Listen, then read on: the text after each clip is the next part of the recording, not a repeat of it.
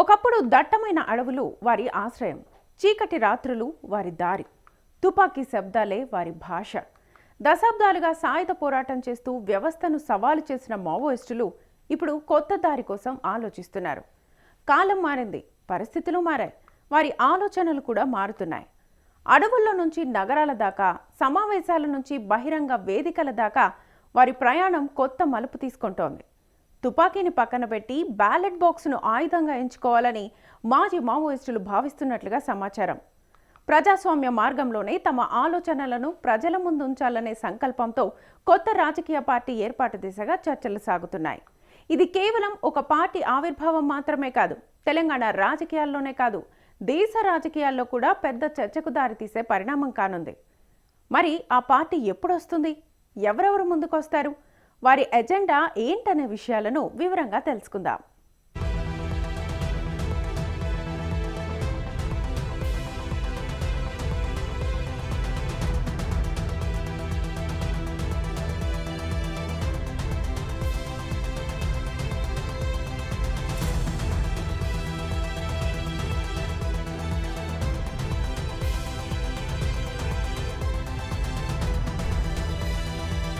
మావోయిస్టులు అంటే అనేక మందికి తెలుసు. దశాబ్దాలుగా భారతదేశంలో ప్రధానంగా తెలంగాణ, ఏపీ, ఛత్తీస్గఢ్, మహారాష్ట్ర లాంటి రాష్ట్రాల అడవుల్లో సాయుధ పోరాటాన్ని కొనసాగించారు. వారి లక్ష్యం ప్రజల సమస్యలు పరిష్కరించడం, అసమానతలు తొలగించడం. కానీ ఇప్పుడు వారి ఆలోచన మారింది. తుపాకీ మార్గాన్ని వదిలి ప్రజాస్వామ్య పద్ధతిలో పోరాడాలని నిర్ణయించుకున్నారు. ఇటీవలి ఆపరేషన్ కగార్ ద్వారా ఇది విజయవంతమైంది. ఈ ఆపరేషన్లో ప్రభుత్వ బలగాలు మావోయిస్టులపై దాడులు చేసి వారిని బలహీనపరిచాయి. కీలక దశ ముగిసిన తర్వాత మావోయిస్టు నాయకులు లొంగిపోవడం మొదలైంది.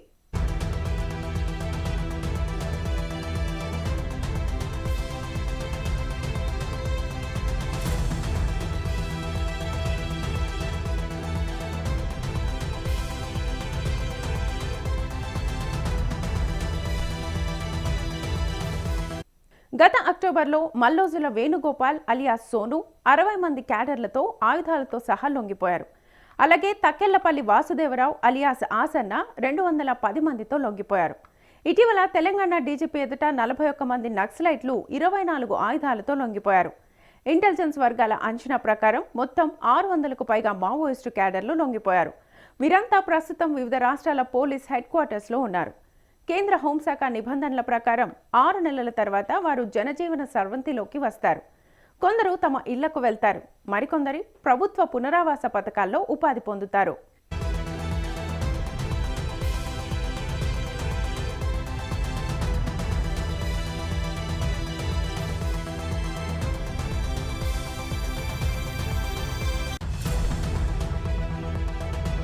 ఇక ఈ లొంగుబాట్లు ఎందుకు పెరిగాయంటే ఆపరేషన్ కగార్ వల్ల మావోయిస్టులు బలహీనమయ్యారు, వారి కార్యకలాపాలు తగ్గాయి.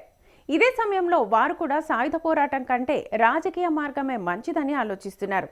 మావోయిస్టు పార్టీ పేరుతోనే కొత్త రాజకీయ పార్టీ ఏర్పాటు చేయాలని చర్చలు జరుగుతున్నాయి. అంతేకాదు, పాత పార్టీ పీపుల్స్ లిబరేషన్ గెరిల్లా ఆర్మీని రద్దు చేయడానికి కూడా సిద్ధమవుతున్నారు. కేంద్ర రాష్ట్ర ప్రభుత్వాల అనుమతితో చట్టబద్ధ పార్టీగా మారి ప్రజల మధ్య ఉండి సమస్యలు పరిష్కరించాలని భావిస్తున్నారు. ఇటీవల లొంగిపోయిన మావోయిస్టు అగ్రనేతలు హైదరాబాద్లోని రాష్ట్ర సచివాలయంలో ముఖ్యమంత్రి రేవంత్ రెడ్డితో సమావేశమయ్యారు. ఈ మీటింగ్ దాదాపు గంట సేపు జరిగింది. ఇందులో రాజకీయ పార్టీ స్థాపనకై కీలక చర్చలు జరిగాయని సమాచారం. మావోయిస్టు సీనియర్ నేతలు ఇప్పుడు జనజీవన స్రవంతిలో కలిసి ప్రజాస్వామ్య మార్గంలో ముందుకు సాగాలని భావిస్తున్నారు. ఇది నిజమైతే దేశ రాజకీయ చరిత్రలో పెద్ద మలుపు అవుతుంది.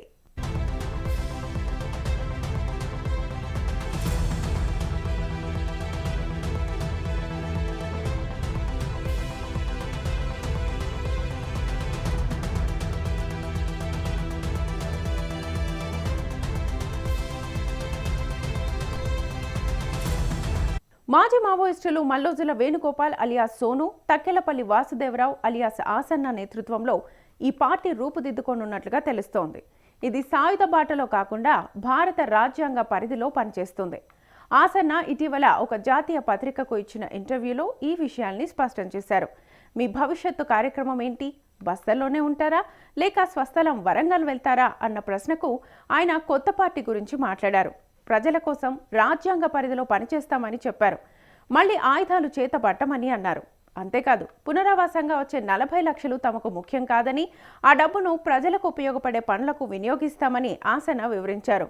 కొత్త సంస్థ ఏర్పాటు చేస్తే ప్రభుత్వం నుంచి భూమి అడుగుతామని, ఏ వ్యాపారము చేయబోమని కూడా తెలిపారు.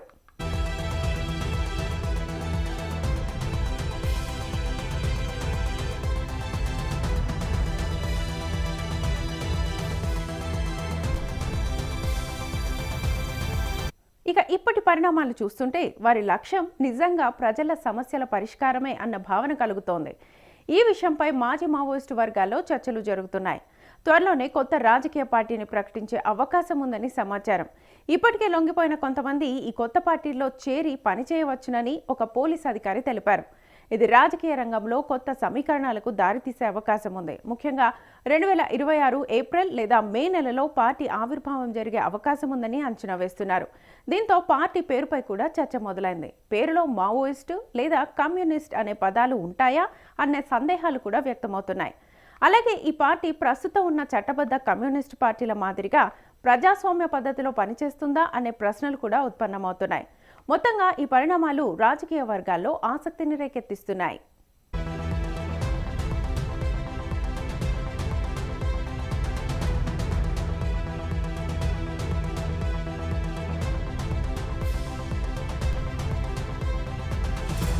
చివరికి దశాబ్దాల పాటు అడవుల్లోనే జీవితం గడిపిన వారు ఇప్పుడు ప్రజల మధ్యకు వచ్చి రాజకీయంగా పోరాడేందుకు సిద్ధమవుతున్నారు.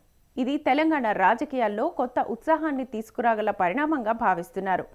భూమి సమస్యలు, ఉపాధి అవకాశాలు, సామాజిక అసమానతలు వంటి అంశాలు వారి పార్టీ అజెండాలో ప్రధానంగా ఉండే అవకాశం ఉంది. ప్రజల సమస్యలపై ప్రత్యక్షంగా పోరాడాలనే లక్ష్యంతో వారు ముందుకొస్తున్నారని తెలుస్తోంది. అయితే ఈ ప్రయాణం అంత సులభం కాదు. ప్రభుత్వ అనుమతులు, చట్టబద్ధ గుర్తింపు, ఎన్నికల నియమాలు వంటి సవాళ్లు ఎదురయ్యే అవకాశం ఉంది. అలాగే ఇప్పటికే ఉన్న ఇతర రాజకీయ పార్టీలతో పోటీ కూడా తప్పదు. ప్రజల విశ్వాసం పొందడం కూడా పెద్ద పరీక్షగా మారుతుంది. మొత్తానికి మావోయిస్టులు పార్టీ ఏర్పాటు చేసి ఎన్నికల్లో పాల్గొంటారా? ప్రజలు ఎలా స్పందిస్తారు అనే ప్రశ్నలకు సమాధానం భవిష్యత్తులోనే తెలుస్తుంది.